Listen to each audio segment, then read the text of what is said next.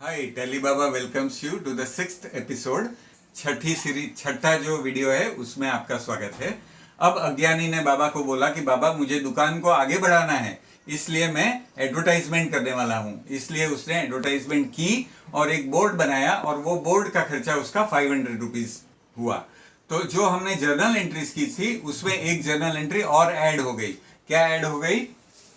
Advertisement account debit. Advertisement खर्चा है, expense है, तो एक्सपेंस के लिए रूल क्या लगता है? तीसरा rule, debit all expenses, credit all incomes. तो एडवर्टाइजमेंट अकाउंट एक्सपेंस है इसलिए डेबिट हुआ 500 रुपीज, और कैश पैसा उसने 500 रुपया दिया तो कैश गया, तो debit what comes in, credit what goes out. Real account का रूल लगा, इसलिए क्रेडिट किया गया कैश। कितना? 500 रुपीज।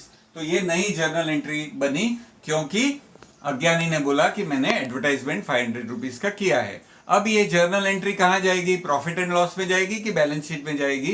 तो हमने देखा था 5 ही चीज हमें याद रखनी है, एसेट, लायबिलिटीज, कैपिटल और एक्सपेंस इनकम। तो एक्सपेंस इनकम, ये जो 2 चीज होती है वो P&L में जाती है, ऊपर की 3 चीज जो है वो बैलेंस शीट में जाती है।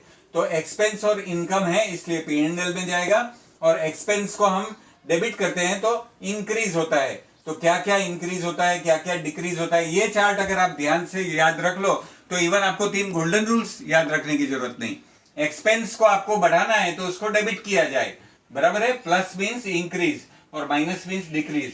तो एसेट और एक्सपेंस 2 चीज को बढ़ाना है तो उसको डेबिट करना है, बाकी की चीजों को बढ़ाना है तो उसे क्रेडिट करना है। तो हमारा एडवर्टाइजमेंट एक्सपेंस है, एक्सपेंस बढ़ा है इसलिए उसको डेबिट करेंगे, इसलिए हमने एडवर्टाइजमेंट एक्सपेंस को डेबिट किया।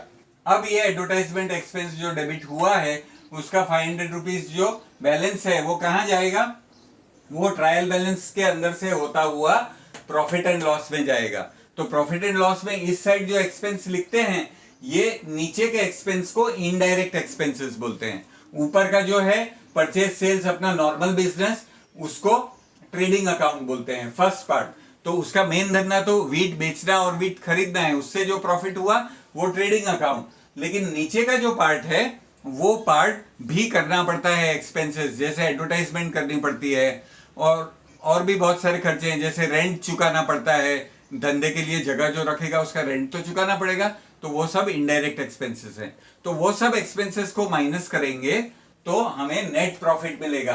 उसमें सामने इनडायरेक्ट इनकम भी हो सकती है, जैसे मेरा गोडाउन खाली पड़ा था और मैंने किसी को भाड़े पे दे दिया, या किसी का मैंने सेल करवा दिया, उसने मुझे 200 रुपया कमीशन दे दिया, ये सब इनडायरेक्ट इनकम्स हैं।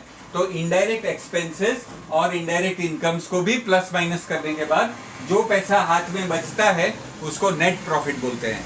तो पूरा P&L हमको लास्ट में नेट प्रॉफिट देता है, और सिर्फ ऊपर का जो ट्रेडिंग अकाउंट है वो हमें ग्रॉस प्रॉफिट देता है।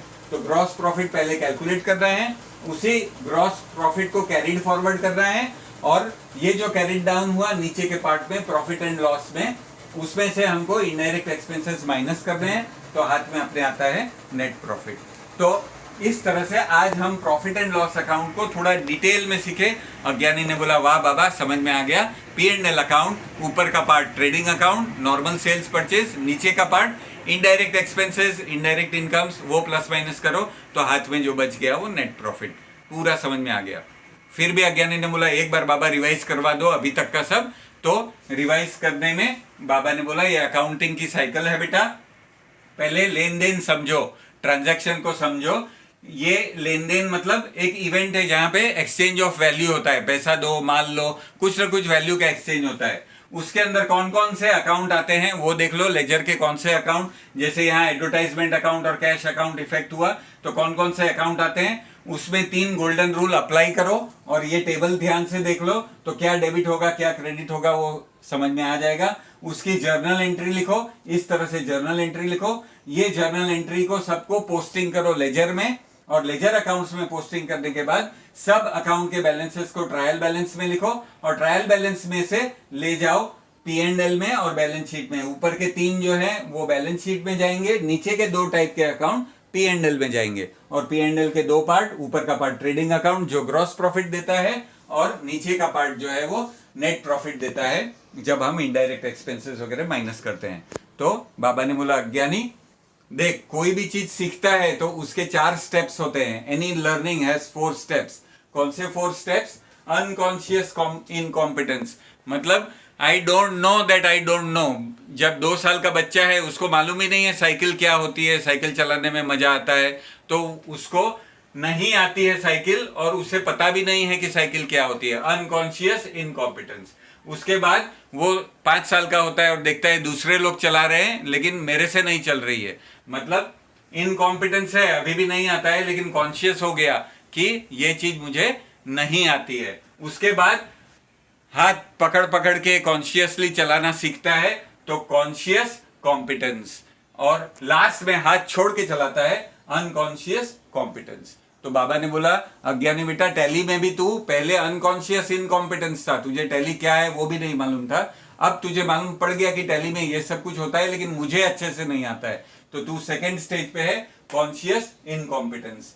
उसके बाद टैली अच्छे से करने लगेगा तो कॉम्पिटेंस आ जाएगा, और कॉन्शियसली करेगा, डर डर के करेगा, और फिर तो फटाफट करेगा अनकॉन्शियस कॉम्पिटेंस। तो वो चौथी स्टेज तक बाबा ने बोला मैं आपको ले जाऊंगा। तो ऐसी नई नई चीजें भी हम टैली के सिवाय सीखते रहेंगे। Thank you, see you in the next episode, bye. Subscribe to our channel. हाँ, आप हमेशा मत भूलिए कि सब्सक्राइब कीजिए और नीचे का डिस्क्रिप्शन जरूर पढ़िए। इसमें जो ऐप है, हमने स्टूडेंट ऐप खास आपके लिए बनाई है, उसके अंदर जो टेस्ट है वो दीजिए, तो आपने ये जो सीखा है, अभी जो सीखा है, वो सब आपका एकदम फंडामेंटली क्लियर हो जाएगा। तो इस चैनल को सब्सक्राइब कीजिए और ऐप के अंदर टेस्ट देते जाइए, आप पक्का टैली में एक्सपर्ट हो जाएंगे। Thank you.